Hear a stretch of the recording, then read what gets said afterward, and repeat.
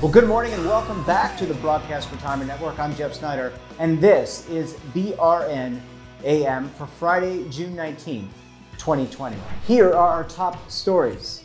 Wallets reopen along with the economy, and the pandemic fuels retirement woes.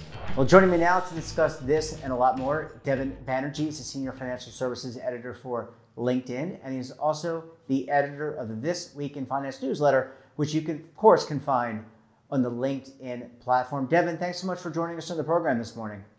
Absolutely, Jeff. Always good to be with you. Yeah, it's great to see you. A lot happening this week. And I should say, we're recording this on a Wednesday. I'm going to beat you to the punch. We're recording this on a Wednesday. But Devin, a lot of economic news already this week. And it seems like Americans are opening their wallets, or at least they did in the month of May. That's right, Jeff. A lot of optimistic updates, economic updates so far this week, and it's only Wednesday as we record this. So I'll give you a download here, and I'll start with the retail sales. Of course, and stepping back, consumer spending is one of the main drivers of the U.S. economy, accounting for about 2/3 of economic output. A quarter of that is retail sales in particular. So we got that figure for the month of May this week, an 18% jump from the month of April, a real sign of life there. That's actually the biggest monthly increase on records going back to 1992. Now, of course, I should say it's off of a very low base. It's coming on the heels of the largest monthly drop on record, in fact, going into April. But when you pair that with some other economic indicators we got this week, for example, from the Federal Reserve, a moderate increase in industrial production for the month of May, including a slight pickup in manufacturing activity there. Also some builder confidence figures improving for the month of May. You put that all together and you start to see why the stock market, for example, is performing so well in recent weeks and why there's that general optimism in the air.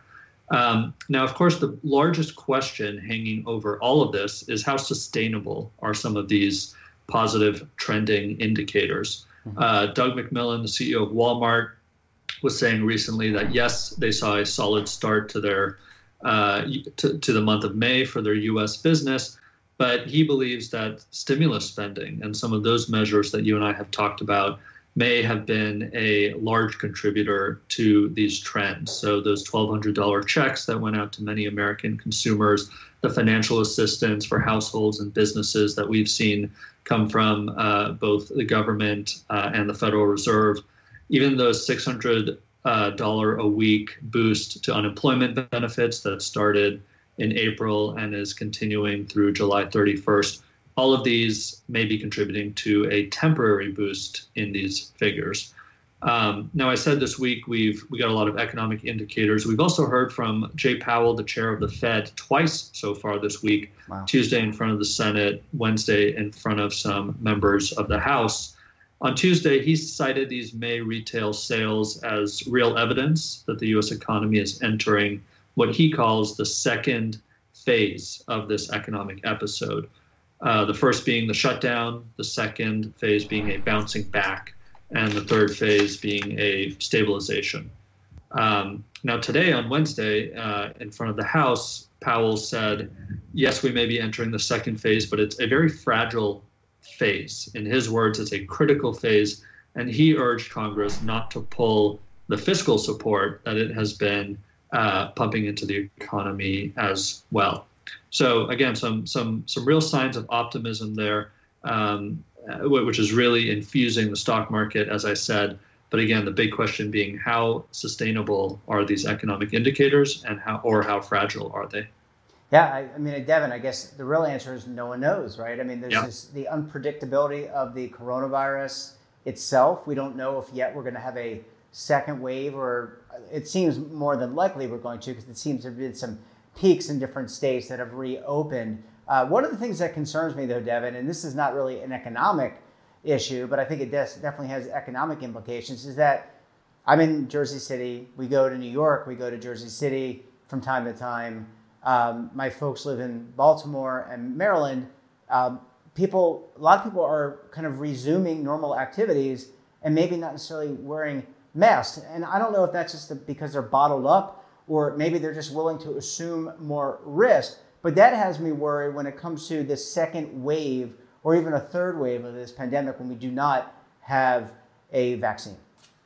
Yeah, I think you're making the point that we often forget, but is probably the most important point, which is that this at its root is a health pandemic and a health crisis.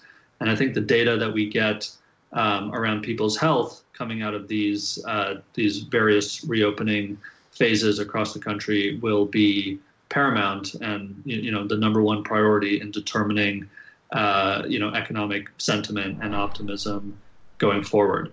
And just stepping back a bit more in terms of updates this week, it's all about sustaining people and businesses throughout this uncertain health pandemic. I mean, that's really what people in Jay Powell's position or lawmakers can really control.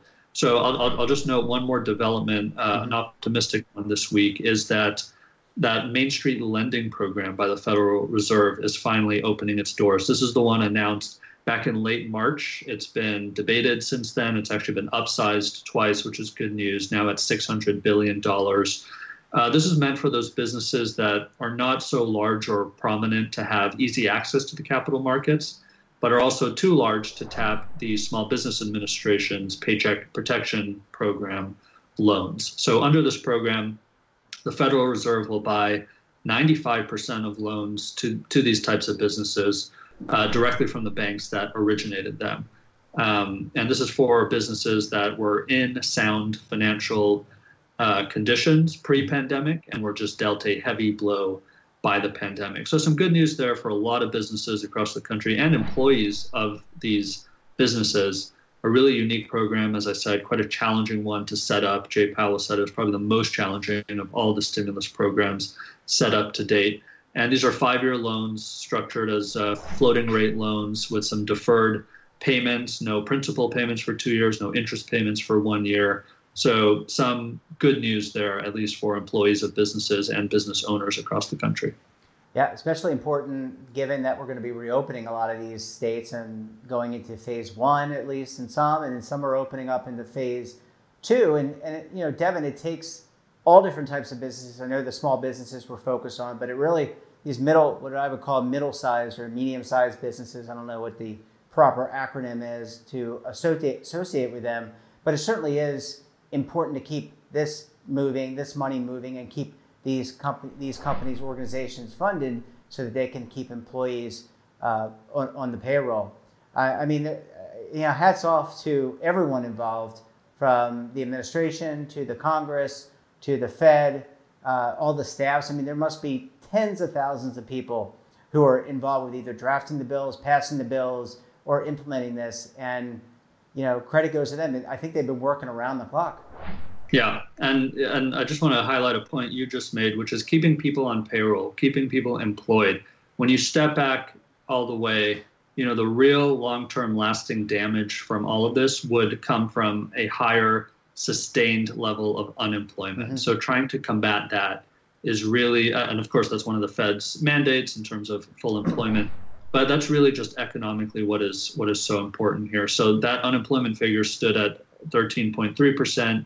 in May, down a bit from 14.7% in April. But that's really what everyone has their mind on and their focus on when it comes to crafting these programs. Yeah, well, more to come, lots of change. We can be assured of that. Devin, I want to go to a quick break. When we come back, we're going to talk about the pandemic's potential impact on retirement. You're going to want to stay tuned right here on BRN AM.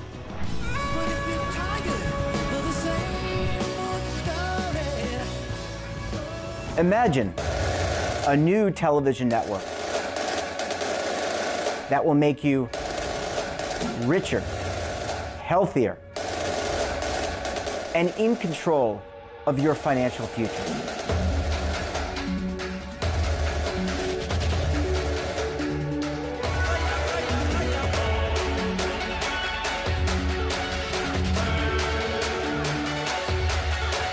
This network is for the policewoman in Nashville, Tennessee, the baker in Dubuque, Iowa, the teacher in Lexington, Kentucky. We want to make the idea of savings in retirement culturally relevant. But what do you see as a defining issue of the midterms? Especially for the smaller businesses. I mean, they are the lifeblood of the American economy.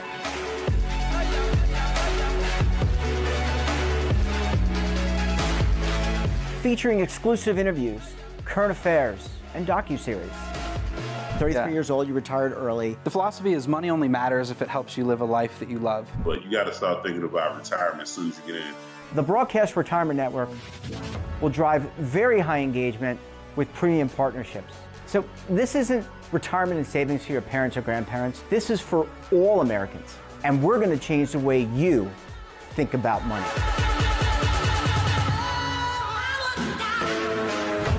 Welcome to the next frontier of retirement and savings. This is BRN, the Broadcast Retirement Network. The windows on our homes, they protect us and the ones we love, but they do much more. At Renewal by Andersen, making your home more comfortable is at the center of every window we make. It's why we custom build our windows in America and install them in as little as 1 day. It's why we build our frames with exclusive Fibrex composite material that's 2 times stronger than vinyl. It's why our glass helps keep your home warmer in winter, cooler in summer, and quieter all year long. It's why we stand behind every window with a 20-year limited warranty. Why not help lower your energy costs while giving your home and family the best? Call 1-800-835-6525 to schedule a free in-home consultation. Buy one, get one at 40% off with this special offer. Plus, get special financing with no money down, no monthly payments, and no interest for 1 full year. Renewal by Andersen, the better way to a better window. Call 1-800-835-6525 now. Welcome back. We're talking to Devin Banerjee, Senior Financial Services Editor for LinkedIn. Devin, thanks so much for sticking around this morning. Absolutely, Jeff. Happy to. Well, we talked about the pandemic and we talked about the economy, and it's showing signs of life. We don't know how yet far sustained it will be, but we're hoping, fingers crossed, toes crossed, legs crossed, hands crossed. But I know there is some potential impact that people are seeing as it comes to retirement. What can you tell us there?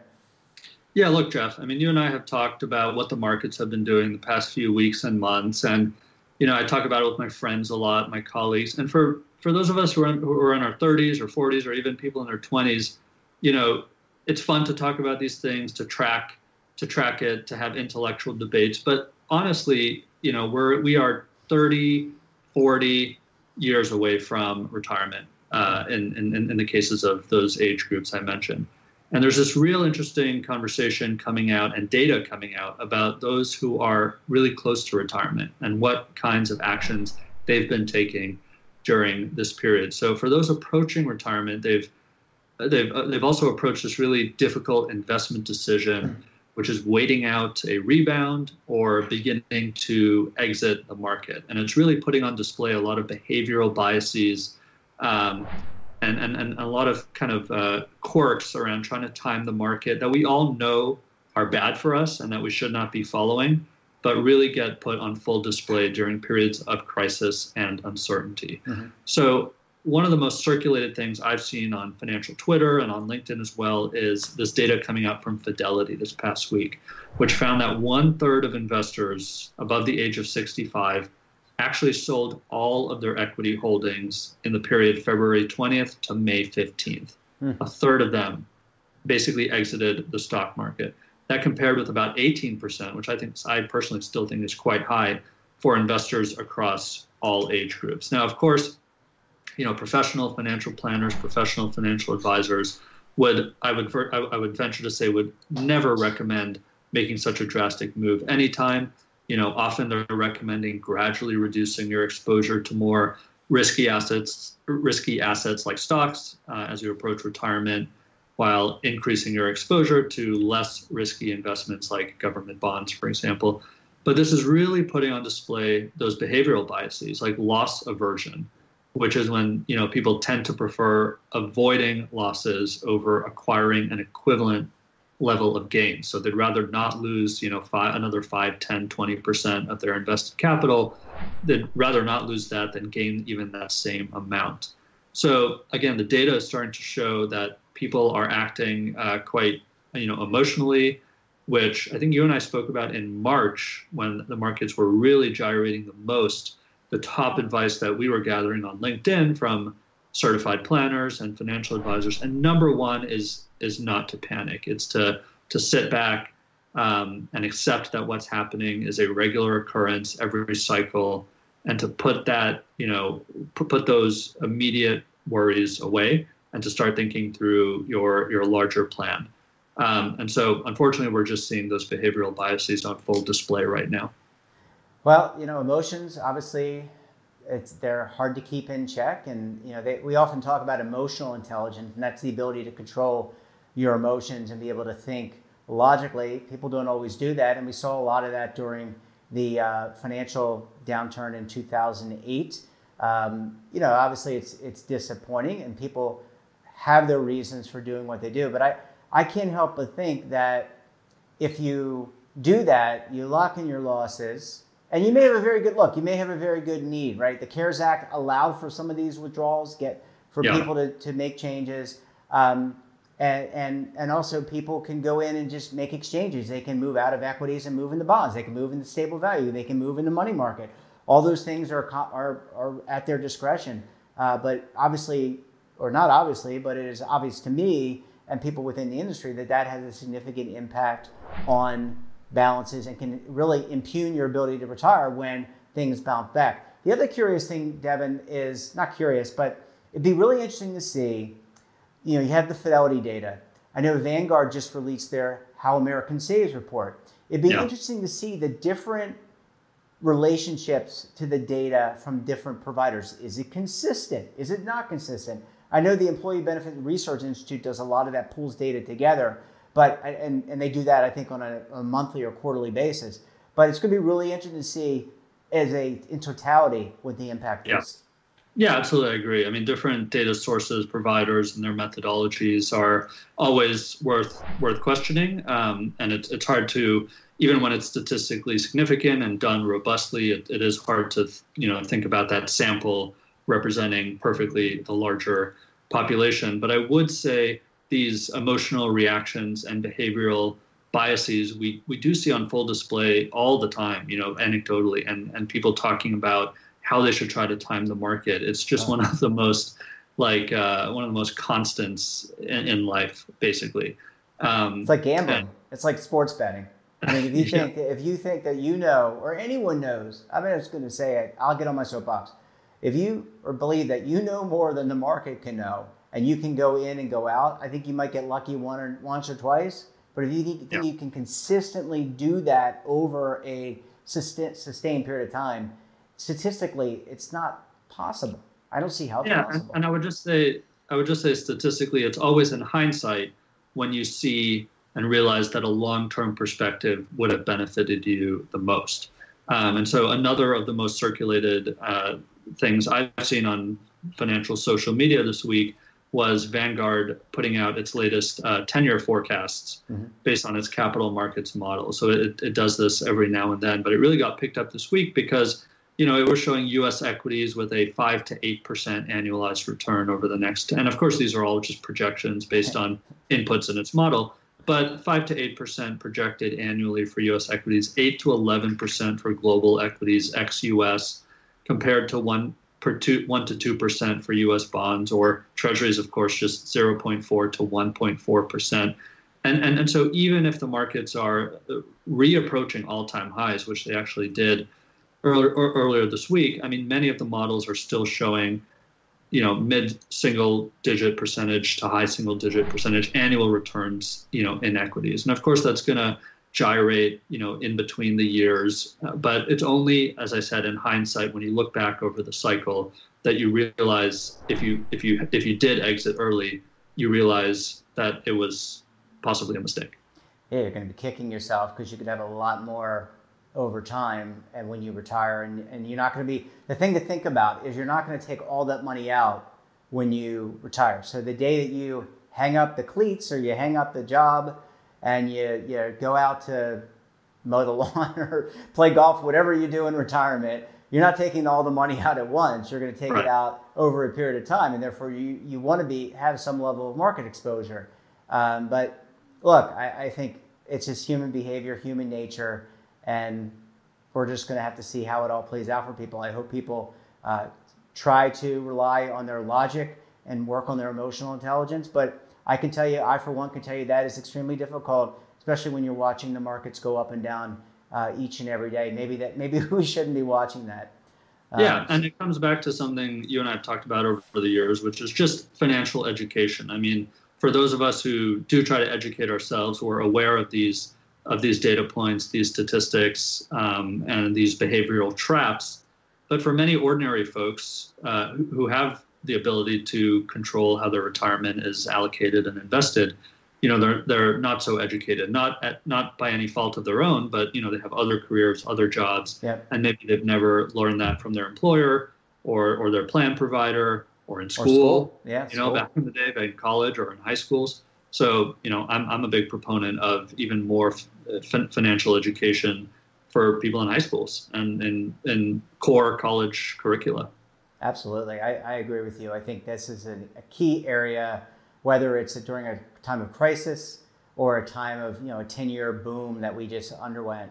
It's a time to educate people about savings and planning and how to become financially secure, because at the end of the day, that's what our society is about. We do have a social safety net, but you want to be financially secure. I think there's a lot of room there. Devin, always a pleasure chatting with you about the markets and about philosophy. I feel like we've accomplished a lot today, and I hope the audience enjoyed that. Take care, enjoy the rest of your day, and stay safe. We'll talk to you soon. Thanks, Jeff. Take care. And that wraps up this episode of BRN AM. Have a topic of interest or someone you think we should talk to? Drop us a line. And don't forget, for all the news in retirement markets, technology, personal finance, and more, check out today's edition of The Morning Pulse. And we're back again tomorrow for our weekly show, BRN Weekly. I'll be joined in the first segment by Dallas Morning News journalist Natalie Walters. So until then, I'm Jeff Snyder. Stay safe, keep on saving, and don't forget, roll with the changes. Waiting here for you to take and drink of. But if you're tired of the same old stuff. Attention! The Centers for Medicare and Medicaid Services has officially authorized new benefits that Medicare Advantage plans may include. To get the benefits you deserve, you can call the Medicare Coverage Helpline. Hi, I'm Joe Namath. If you're on Medicare, this is important information. I called the Medicare Coverage Helpline and they instantly looked up my coverage. In this one simple call, they offered to enroll me in a plan that includes rides to medical appointments, private home aides, doctors and nurses' visits by telephone, and even home-delivered meals. The plan also includes dental, vision, hearing, and prescription drug coverage, all at no additional cost. Don't delay. Call to see if the new benefits are available in your area. Call the number on your screen now. It's free. Call 1-800-757-1451. That's 1-800-757-1451.